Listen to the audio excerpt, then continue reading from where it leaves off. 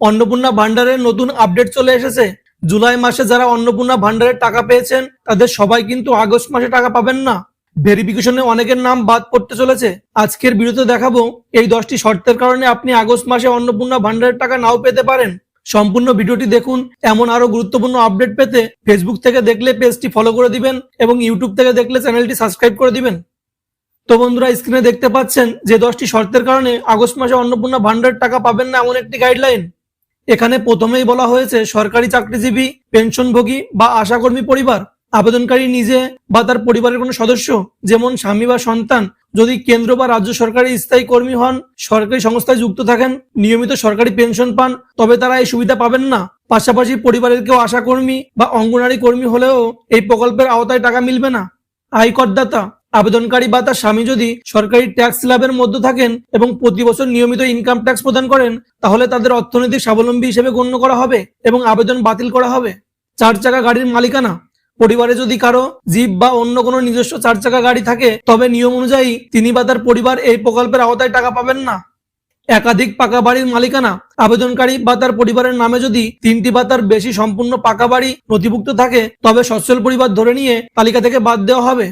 অন্য কোনো বড় সরকারি ভাতার সুবিধাভোগী, একই পরিবারে জোড়া সরকারি সুবিধা আটকানোর জন্য যারা ইতিমধ্যে বার্ধক্য ভাতা, বিধবা ভাতা বা প্রতিবন্ধী ভাতার মতো বড় সামাজিক পেনশন পাচ্ছেন তাদের অন্নপূর্ণা ভান্ডারের আবেদন বাতিল করে দেওয়া হবে।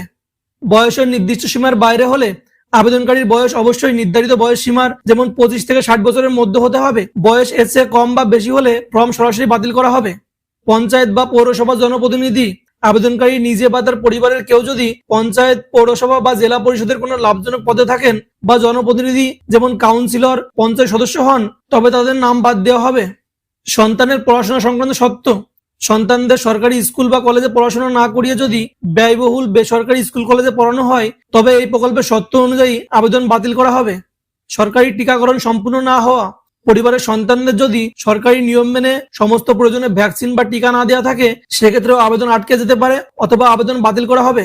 ব্যাংক অ্যাকাউন্টে ডিবিটি লিঙ্ক না থাকা, অ্যাকাউন্টে আধার ও ডিবিটি সক্রিয় না থাকলে সরকারের পাঠানো টাকা ব্যাংকে প্রসেস হবে না, তাই দুটো অ্যাকাউন্টে ডিবিটি লিঙ্ক করিয়ে নেওয়া জরুরি।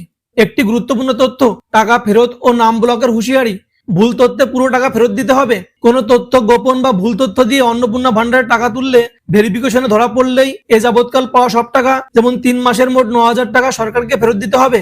আইনি পদক্ষেপ ও নাম ব্লক, শুধু টাকা ফেরত নয়, আপনার বিরুদ্ধে প্রশাসনিক বা আইনি ব্যবস্থা নেওয়া হতে পারে এবং এই প্রকল্পে আপনার নাম চিরতরে ব্লক করে দেওয়া হবে। তো বন্ধুরা, এই ছিল অন্নপূর্ণা ভান্ডার নিয়ে গুরুত্বপূর্ণ আপডেট। আশা করি এই সঠিক তথ্যগুলো আপনাদের কাজে আসবে। তারপরে এই সম্পর্কে যদি কোনো প্রশ্ন থাকে আমাকে কমেন্ট বক্সে জানাতে পারেন। ভিডিওটি ভালো লাগলে একটি লাইক করুন, বন্ধুদের সাথে শেয়ার করুন আর এই ধরনের আরো দরকারি ভিডিও পেতে আমাদের চ্যানেলটি সাবস্ক্রাইব করে দিবেন।